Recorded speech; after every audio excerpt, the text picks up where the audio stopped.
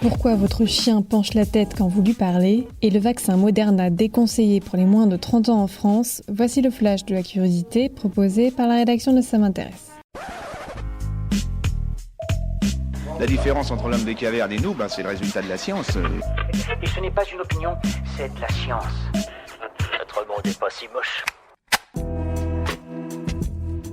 Votre fidèle compagnon vous a déjà peut-être fait cette petite moue qui vous fait craquer. Une nouvelle étude hongroise décrypte pourquoi les chiens penchent parfois leur tête lorsque vous leur adressez quelques mots. Les scientifiques ont d'abord étudié le comportement d'une quarantaine de chiens de races différentes pour tenter de leur faire apprendre le nom de différents jouets. Or, la plupart d'entre eux n'étaient même pas capables d'en retenir 2. Mais parmi eux, 7 border collies se sont distingués par leur capacité à exceller dans cet exercice. Au cours de ces expériences, les chercheurs ont noté la grande fréquence d'un comportement spécifique chez ces chiens. Dans presque la moitié des cas, ceux-ci inclinaient leur tête en entendant le nom du jouet. Ces résultats prouveraient l'existence d'un lien entre le succès dans la récupération d'un jouet selon son nom et la fréquence des inclinaisons de la tête. Selon cette étude, l'inclinaison de la tête pourrait correspondre au moment où le chien cherche à associer le nom demandé à l'image de l'objet qu'il a pu stocker mentalement. D'autres études devront encore être menées en plaçant les chiens dans d'autres situations pour comprendre réellement ce comportement si particulier.